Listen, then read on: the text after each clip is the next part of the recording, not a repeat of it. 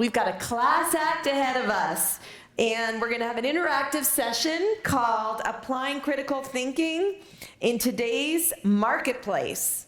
To facilitate this discussion, Mrs. Sheryl Root, she has done many things, and I think we met 4 years ago for the first time.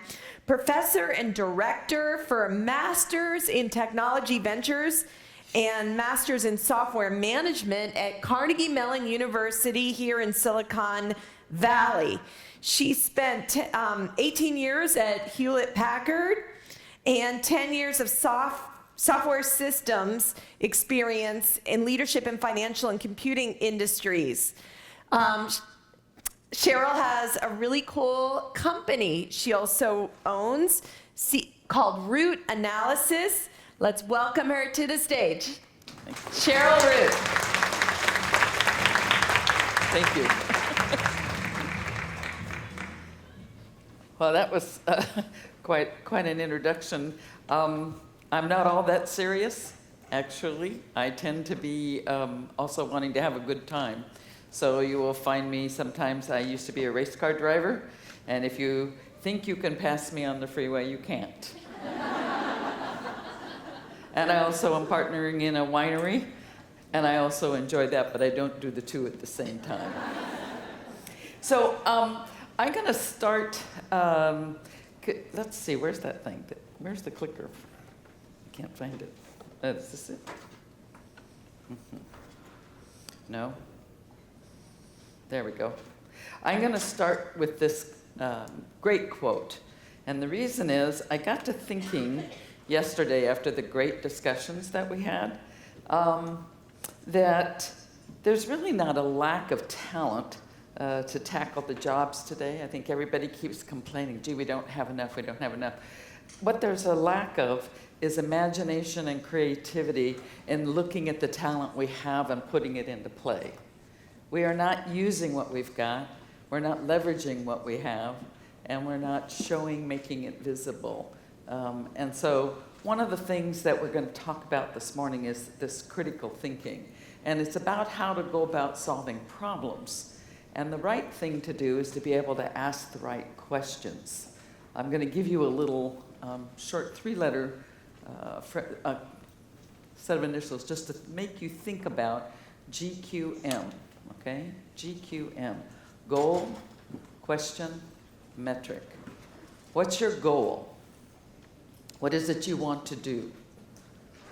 And then, what questions will you ask yourself that says you're accomplishing that goal?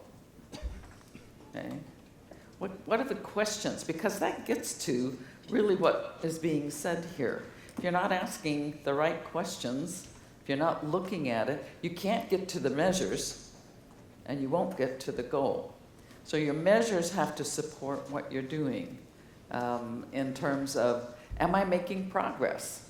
And just like Carolyn said, you put a clock on something. You say, how much time am I going to spend on this? But it's about critical thinking. I teach this in our classes at Carnegie Mellon, and when I'm also over at Stanford, about how to think about solving a problem by starting with good questions, okay?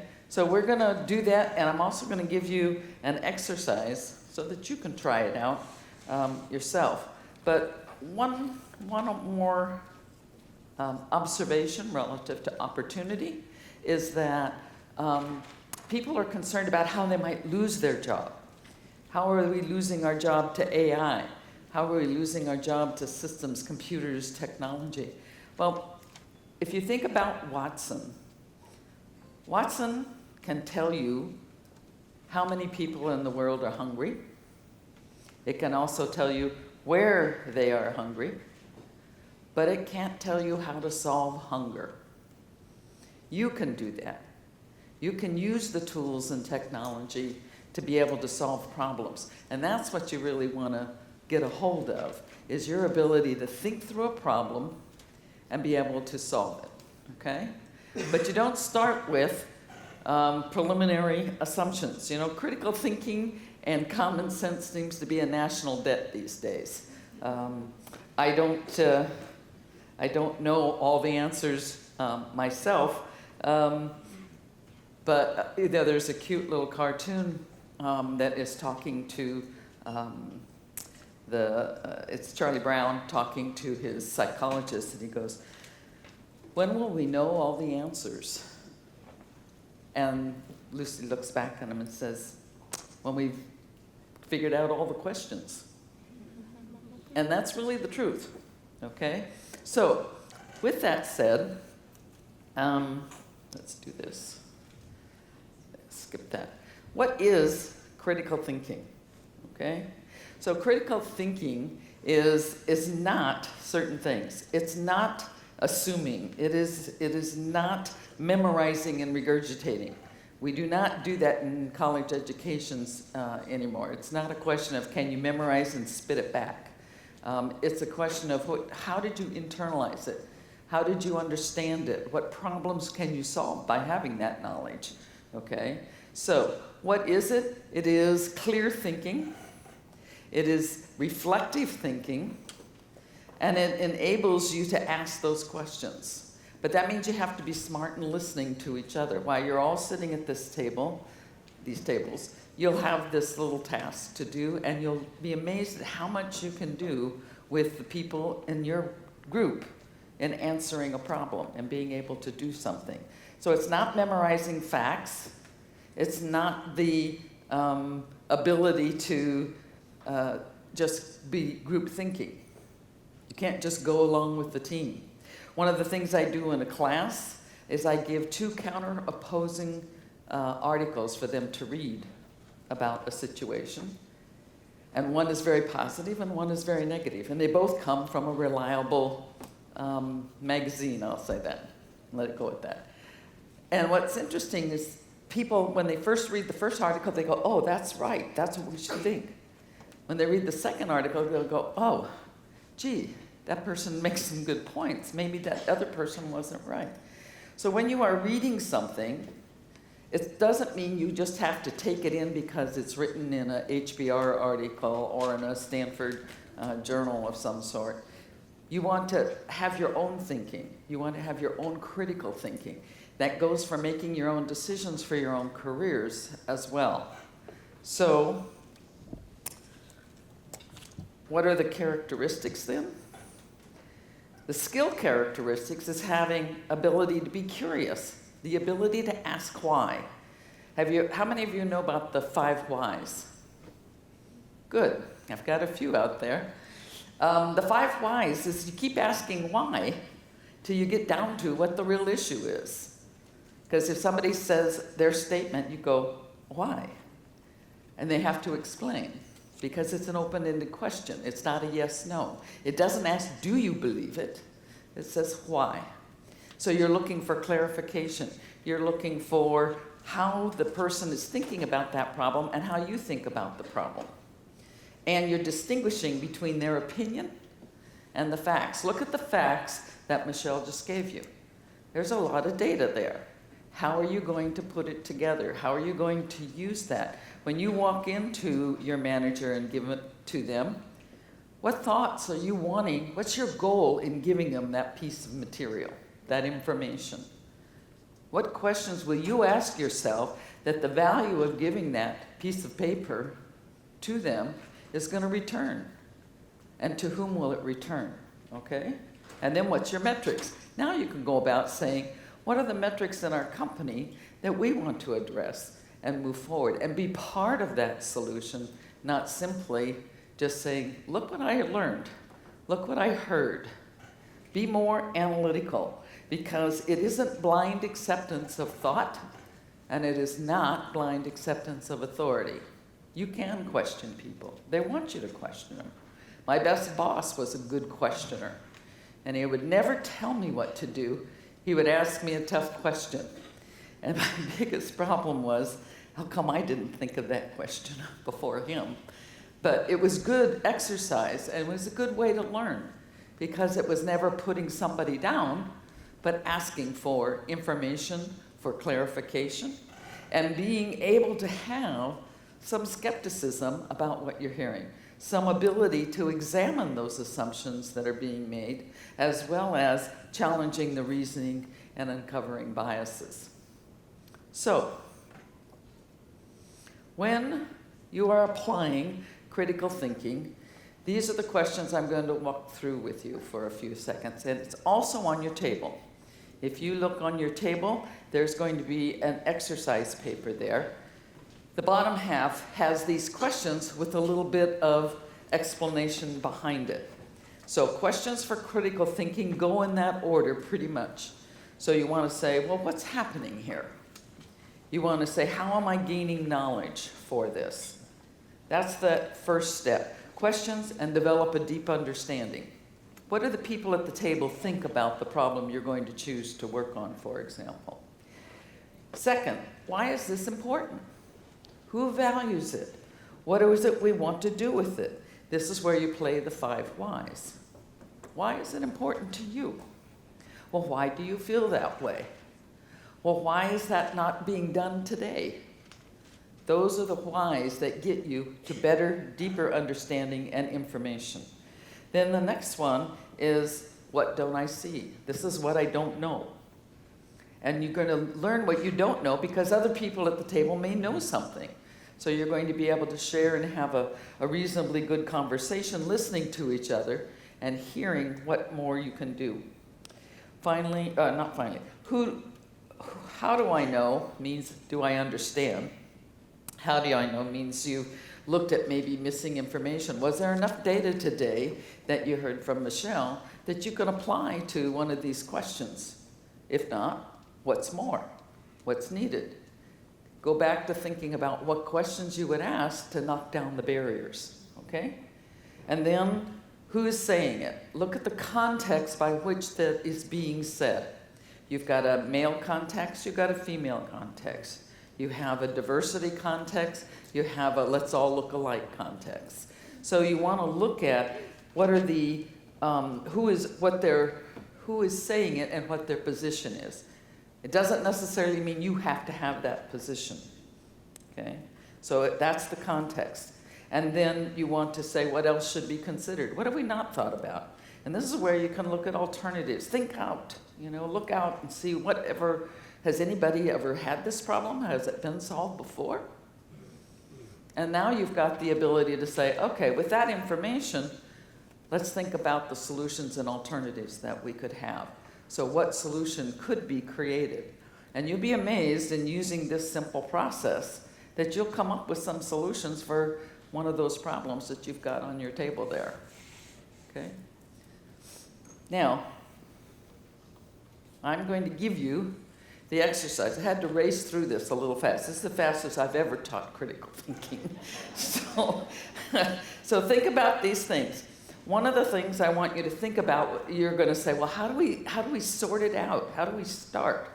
Okay? So the critical exercise is you've got 3 problems that are on that piece of paper. You're going to choose one to work on at your table. And you've got to share your thoughts, go through the process, and come to some sort of conclusions. In order to do that, you might want to use this tool. It's called a fishbone diagram. How many of you have ever used a fishbone diagram? Oh, good, I don't have to do this very fast. That's good. Okay, so a fishbone diagram says, what's the problem we're trying to address? And let's take the salary inequity. That would be the problem. But is it the problem? What about that is the problem? Get a clear statement of the problem that you think is really there, and then look at the categories. The categories reflect what the elements of that problem have in terms of, is it people problem? Is it financial problem? Is it credibility problem? There's different ways you can look at how you would characterize that problem. And then within each of those, you can start to identify what are the evidence, what are the issues that surface. Now I'm going to give you an example.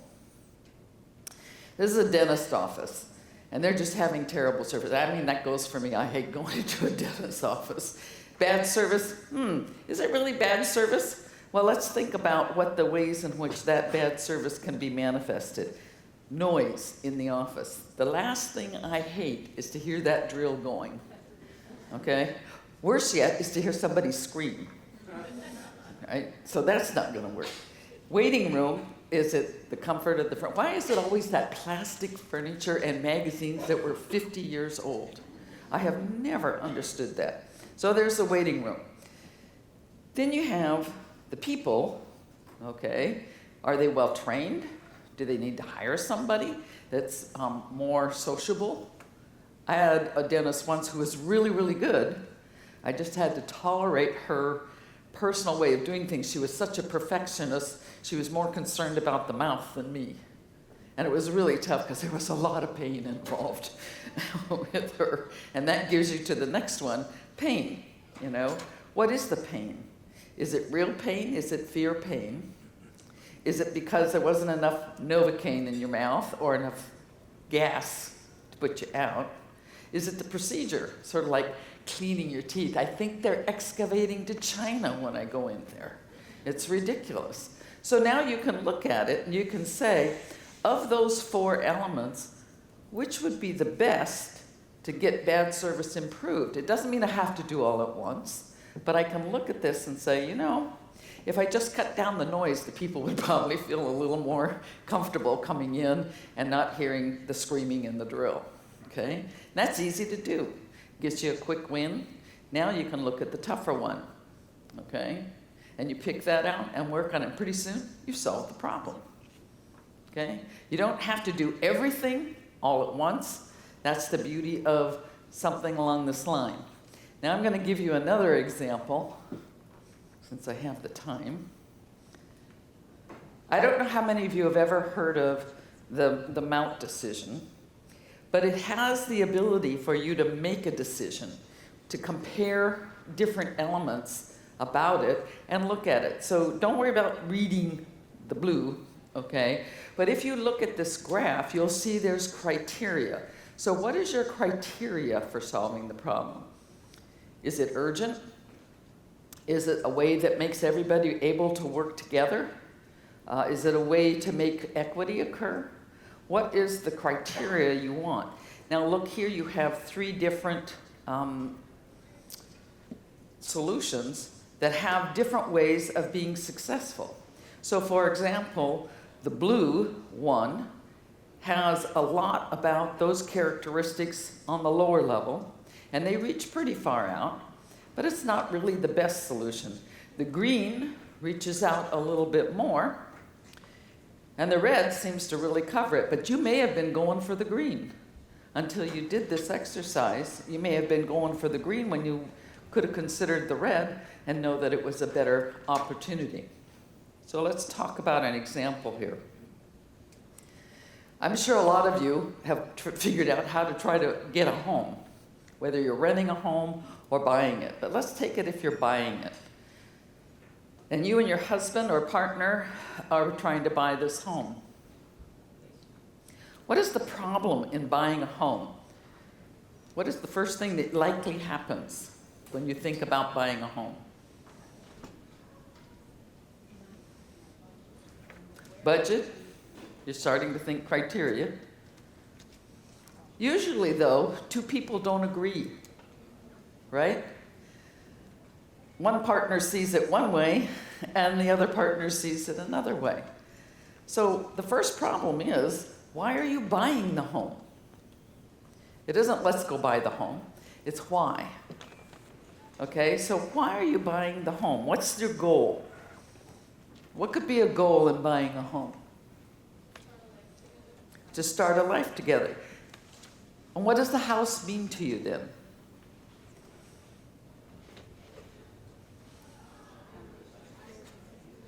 It could mean the community, it could mean family. It's a house you want to live in forever.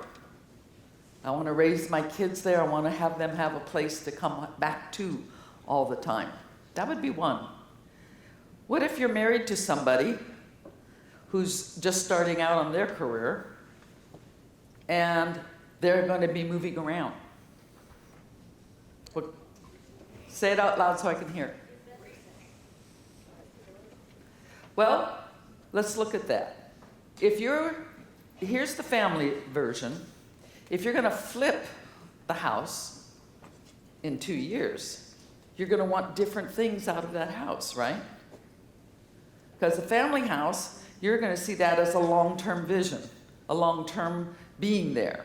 And so you're going to look for staying there, the neighborhood, proximity to things. Your criteria is slightly different than the flip version of buying a house, which is, well, we're going to turn this thing out in 2 to 3 years. Let's make sure we're in the best location. It's got to have a great big kitchen. It's got to be good for entertainment. We're here in Silicon Valley, so we know that the houses roll well with these kinds of attributes. So you have different criteria. So you want to be able to say clearly and agree with your partner, what's our criteria? That's a better conversation than saying, I want a 3-bedroom house that has a big kitchen and it's got to have a yard in it with lots of trees. I mean, pretty soon you're going like, wait a minute, we haven't even decided if we're moving there, okay? But talk about your criteria first and then say, what's the level of importance? If you're going to be the family, then maybe location and the size and the ability to expand it is going to be important. If you're going to flip it, you want good appearance, you want it to be in a prime spot with all the modern appliances in it so that you can flip it successfully in 2 years. Okay? So rank those criterias, and then it's better to weight them. Now this is beyond what I want to do today. All I want you to do is think about, if I were going to have location as a criteria, and if I were going to have size as a criteria, do you think I'd weight both of those the same? Well, what if I'm over here? What if I'm going to flip it in 2 years? Is size as important as location?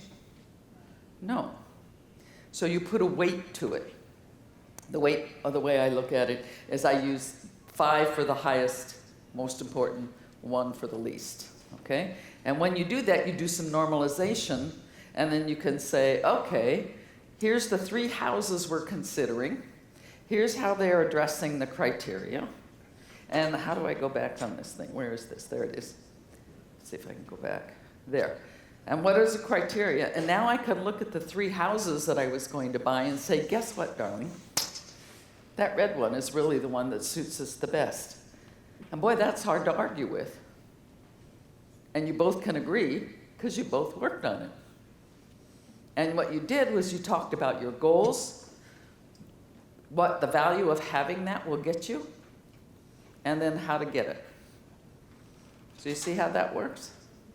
So it's the same thing you want to do when you're thinking about critical thinking.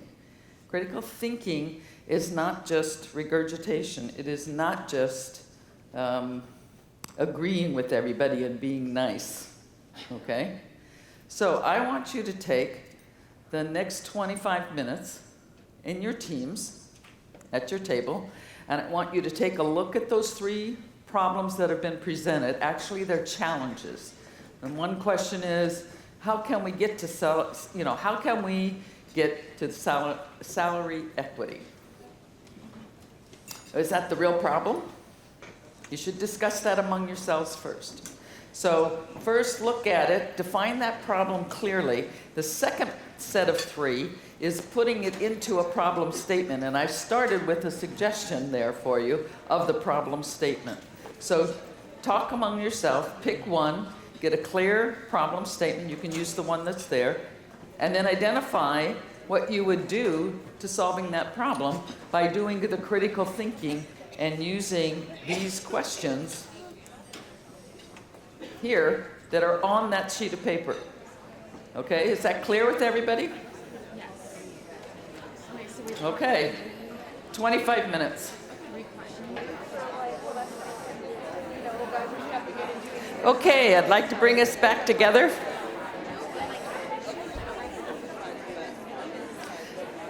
So you obviously were having good conversations at your tables.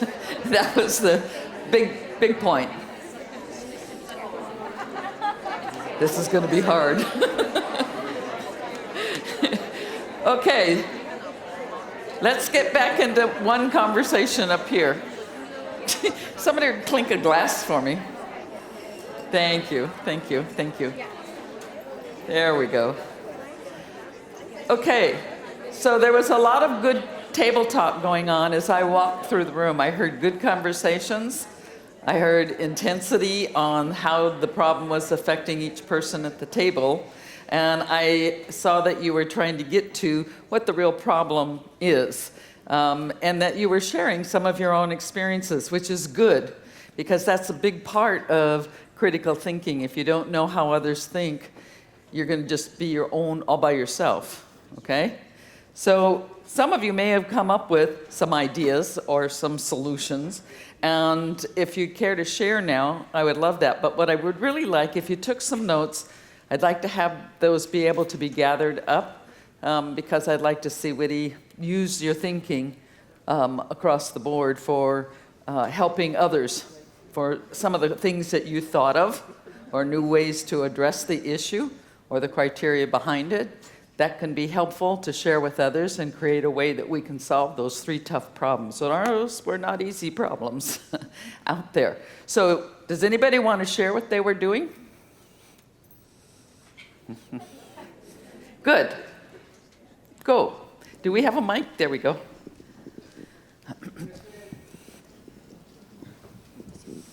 Gosh, these slides. Hi. So we chose how can we address unconscious bias for women in the workplace. Oh, good. So we came up with 4 reasons. The person has it, they don't know that they have it, they don't even recognize it as a bias. Also that we felt that you couldn't not include conscious bias of women, beginning with family, possibly learning, I forgot, I'm not sure what your note says. Sorry.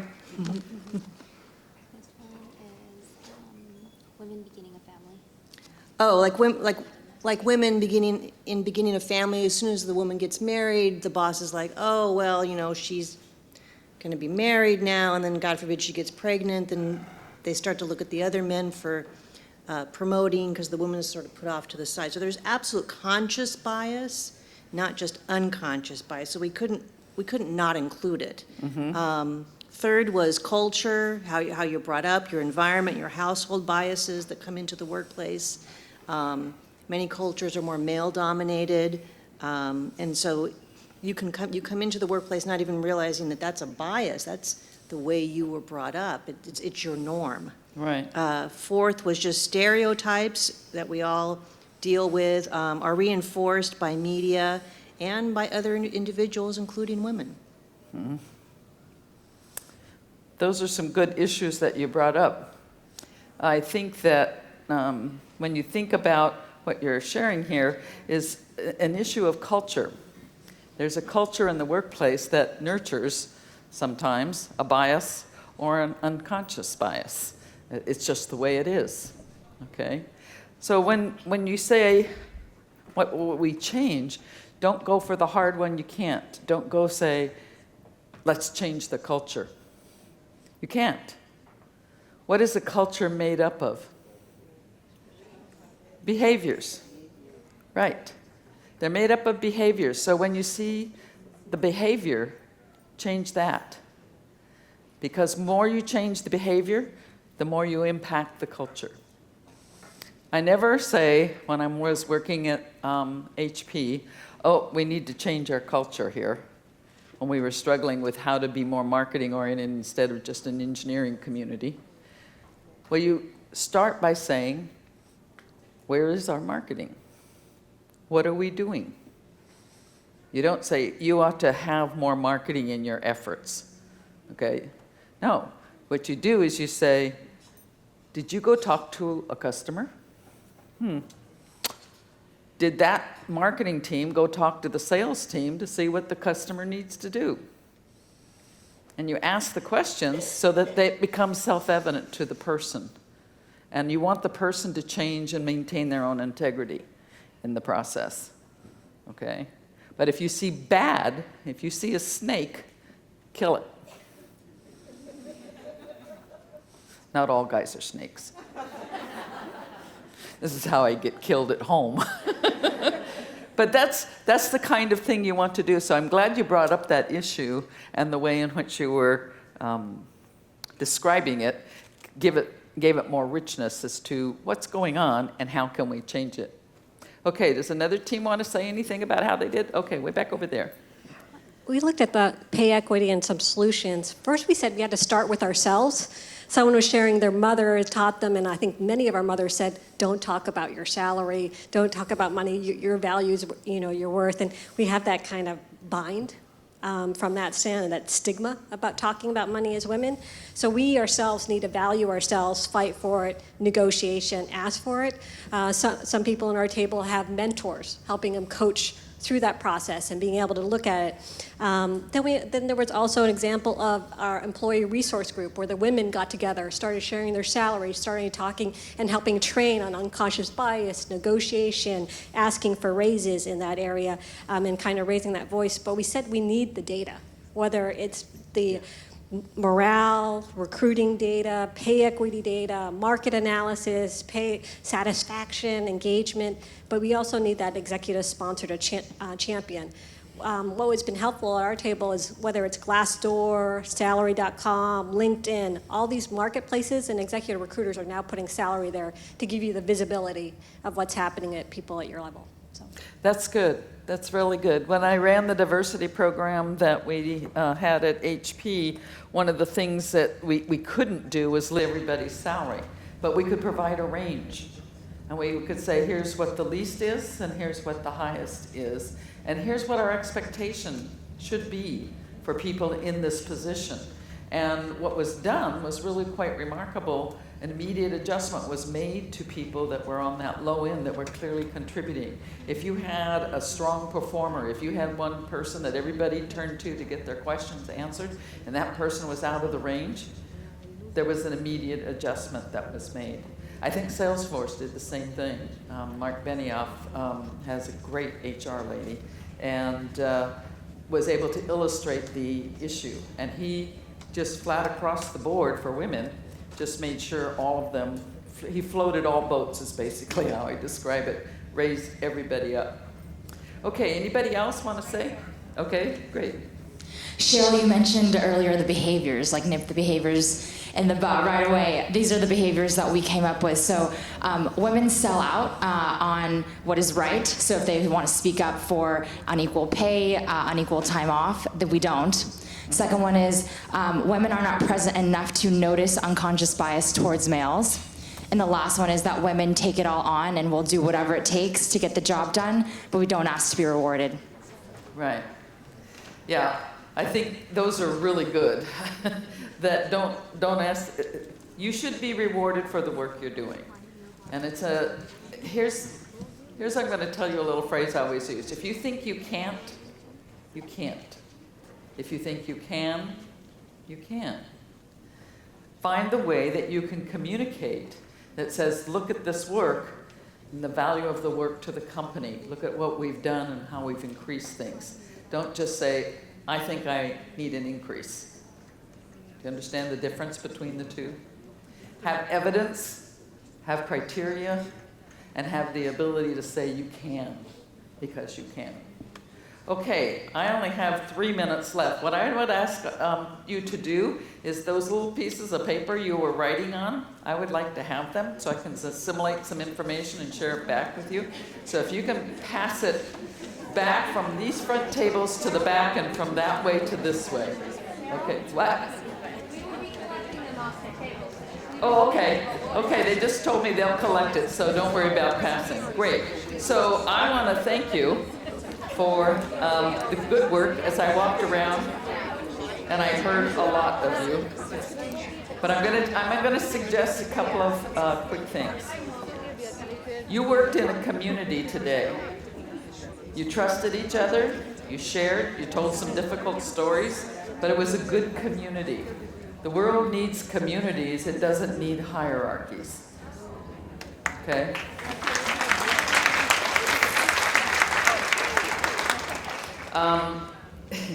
And here's another one. Have you ever noticed that the satellite telescopes searching for intelligent life are all pointing away from Earth? So shine the light on you. Shine the light on you, shine the light on your neighbor, shine the light on a good friend, shine the light on a compatriot. Be a part of a community. Practice critical thinking. I think you got started. And you can see that it's a little different than just looking at something and say, yes, you agree or don't agree. And use your common sense to do good things. Go forth and do good things. And I thank you for your time, and I thank you for your good ideas and your sharing. The argument about feminism is a smokescreen, a way to keep us from self-identifying, a way to dismantle our unity in this struggle. They count on the fact that it will be hard to change laws and bring about change if we don't band together.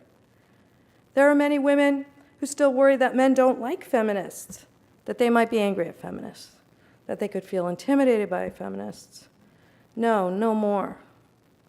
We don't need to accept any negative connotations for our equal rights.